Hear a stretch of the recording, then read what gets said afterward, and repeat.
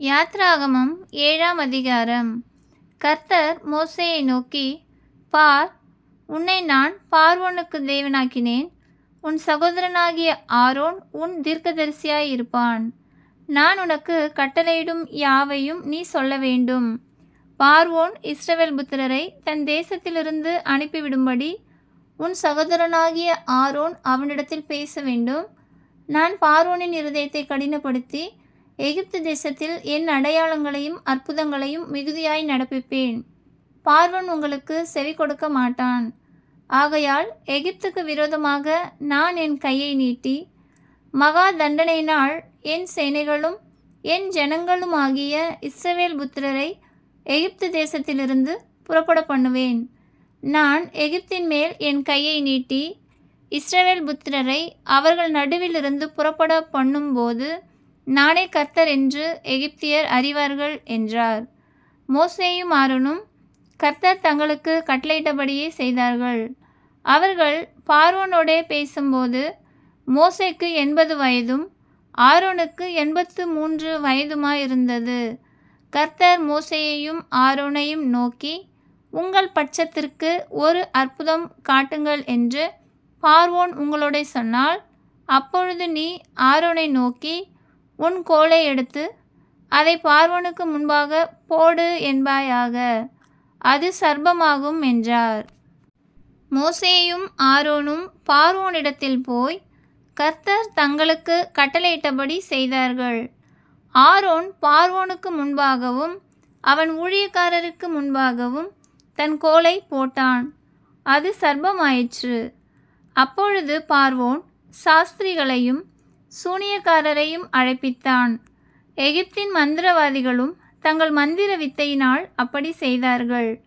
அவர்கள் ஒவ்வொருவனாக தன் கோலை போட்டபோது அவைகள் சர்ப்பங்களாயின. ஆரோனுடைய கோலோ அவர்களுடைய கோல்களை விழுங்கிற்று.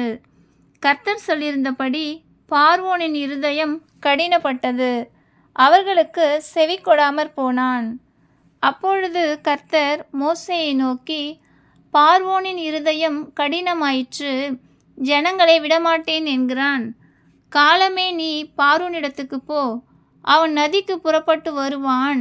நீ அவனுக்கு எதிராக நதியோரத்திலே நின்று சர்ப்பமாக மாறின கோலை உன் கையிலே பிடித்து கொண்டு அவனை நோக்கி, வனாந்தரத்தில் எனக்கு ஆராதனை செய்ய என் ஜனங்களை அனுப்பிவிட வேண்டும் என்று சொல்லும்படி எபிரெயருடைய தேவனாகிய கர்த்தர் என்னை உம்மிடத்துக்கு அனுப்பியும் இதுவரைக்கும் நீர் கேளாமற் போனீர்.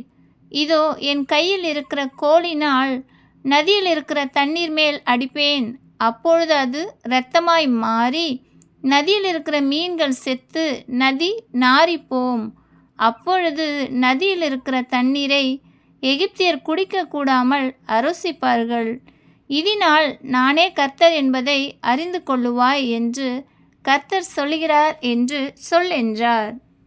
மேலும் கர்த்தர் மோசேயை நோக்கி, நீ ஆரோனிடத்தில் உன் கோலை எடுத்துக்கொண்டு எகிப்தின் நீர்நிலைகளாகிய வாய்க்கால்கள் மேலும் நதிகள் மேலும் குளங்கள் மேலும் தண்ணீர் நிற்கிற எல்லா இடங்கள் மேலும் அவைகள் இரத்தமாகும்படிக்கு உன் கையை நீட்டு.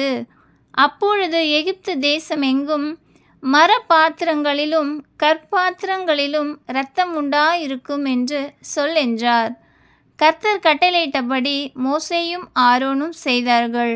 பார்வோனுடைய கண்களுக்கு முன்பாகவும் அவன் ஊழியக்காரரின் கண்களுக்கு முன்பாகவும் கோலை ஓங்கி நதியில் உள்ள தண்ணீரை அடிக்க நதியில் உள்ள தண்ணீரெல்லாம் இரத்தமாய் மாறி போயிற்று. நதியின் மீன்கள் செத்து நதி நாறி போயிற்று. நதியின் தண்ணீரை குடிக்க எகிப்தியருக்கு கூடாமற் போயிற்று. எகிப்து தேசம் எங்கும் இரத்தமாயிருந்தது. எகிப்தின் மந்திரவாதிகளும் தங்கள் மந்திர வித்தையினால் அப்படி செய்தார்கள். கர்த்தர் சொல்லியிருந்தபடி பார்வோனின் இருதயம் கடினப்பட்டது, அவர்களுக்கு செவி கொடாமற் போனான்.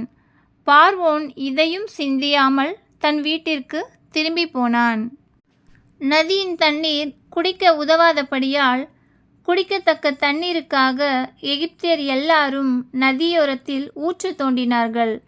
கர்த்தர் நதியை அடித்து 7 நாள் ஆயிற்று. ஆமென்.